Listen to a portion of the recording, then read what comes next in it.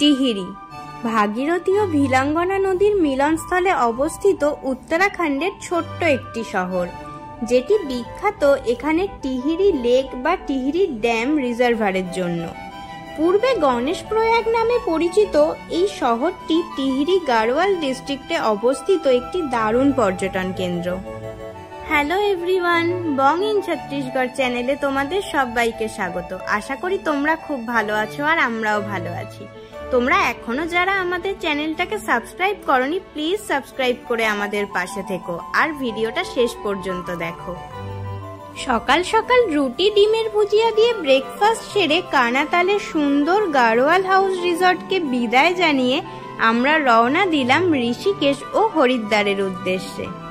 কানাতাল থেকে ঋষিকেশ যাওয়ার পথে চাম্বা পৌঁছে বাদিকে চলে গেলেই পড়বে এই টিহিরি শহরটি।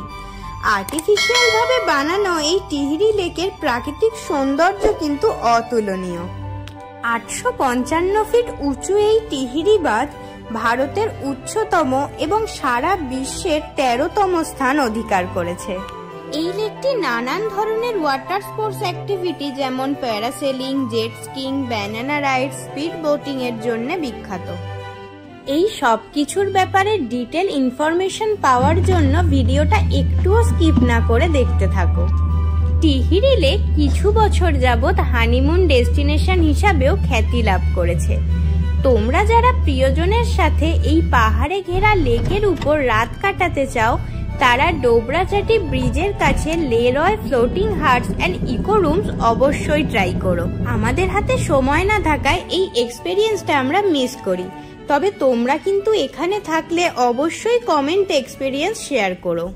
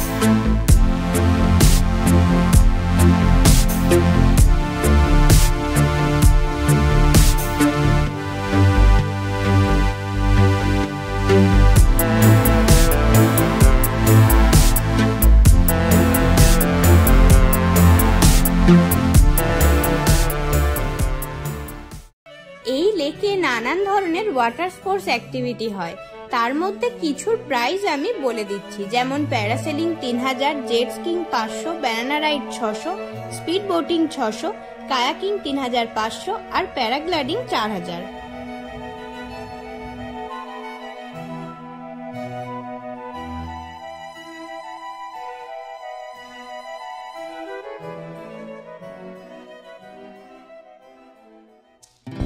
সিনারির মতো এই সুন্দর ভ্যালিকে বিদায় জানিয়ে আমরা এগিয়ে চললাম ঋষিকেশের উদ্দেশ্যে। পাহাড়ে ওঠার সময় আমাদের মধ্যে ঠিক যতটা এক্সাইটমেন্ট কাজ করে, ঠিক ততটাই মন ভারাক্রান্ত হয়ে যায় যখন একের পর এক পাহাড়কে ফেলে আমরা নেমে চলি সমতলের উদ্দেশ্যে। তবে আজ মন খারাপের পরিমাণটা একটু কম, কারণ ট্রিপের একটা বড় পার্ট এখনো বাকি আছে। যাত্রাপথেই একটি ধাবায় কোনো রকমের লাঞ্চ সেরে আমরা পৌঁছে যাই বিকেল 3টে নাগাদ যোগনগরী ঋষিকেশে। গাড়োয়াল হিমালয়ের প্রবেশ পথ এবং যোগনগরী এই ঋষিকেশ শহরটি গড়ে উঠেছে অনেক ছোট ছোট আশ্রম ও মন্দির নিয়ে। বিশ্বের প্রধান মেডিটেশন সেন্টার এই ঋষিকেশ বিগত কয়েক বছরে দুটো কারণে খুব ফেমাস টুরিস্ট স্পট হিসাবে খ্যাতি লাভ করেছে। হিন্দু তীর্থযাত্রীদের তীর্থযাত্রা ছাড়াও ঋষিকেশ ফেমাস এখানকার ভয়ঙ্কর স্রোতস্বিনী মা গঙ্গার বুকে রিভার রাফটিং বা বহুতল থেকে বাঞ্জি জাম্পিং এর মতো অ্যাডভেঞ্চারাস স্পোর্টস এর জন্য। এছাড়াও বিশ্ববিখ্যাত ইংলিশ ব্যান্ড বিটলস এর মেম্বাররা ঋষিকেশের পাশেই 2 মাসের মতো একটি মেডিটেশন ক্যাম্পে আস্তানা গেড়েছিলেন। এরপর থেকে ইয়াং জেনারেশনের মধ্যে ঋষিকেশ নিয়ে একটা আলাদাই ক্রেজ এসে যায়। যাই হোক, সময়ের অভাবে রিভার রাফটিং, বিটলসের মেডিটেশন ক্যাম্প লিস্ট থেকে বাদ দিয়ে সোজা পৌঁছে যাই জানকী সেতুতে। এই সেতু ধরে ওপারে চলে গেলেই নানান মুনি ঋষির আশ্রম।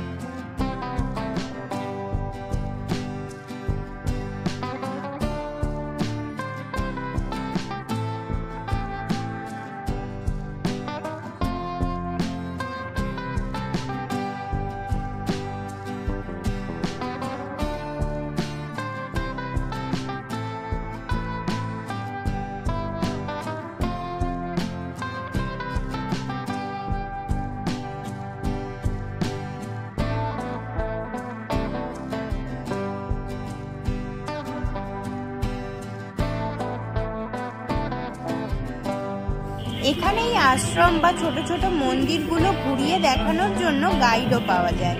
তবে আমরা নিজেরাই হেঁটে জায়গাটি ঘুরে দেখে নৌকা করে ফিরে আসি।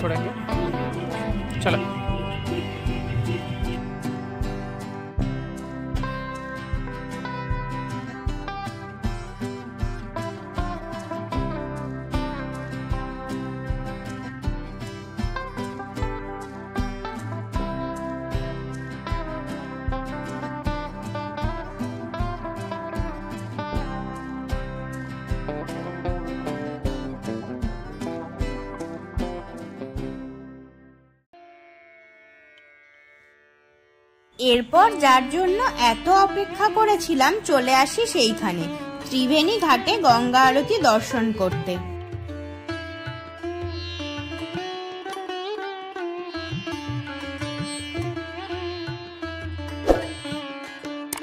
সামনেই ফ্রি জুতো স্ট্যান্ডে জুতো জমা দিয়ে একটি টোকেন সংগ্রহ করে গঙ্গা আরতি দেখার জায়গা দখলের জন্য ছুট লাগালাম।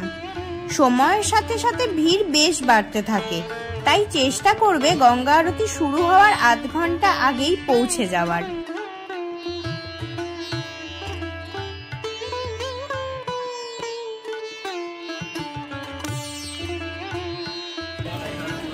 এখানে তোমরা যারা আলাদাভাবে মা গঙ্গার কাছে পুজো দিতে চাও তারা এখানে পুরোহিতদের সাথে যোগাযোগ করে নিও।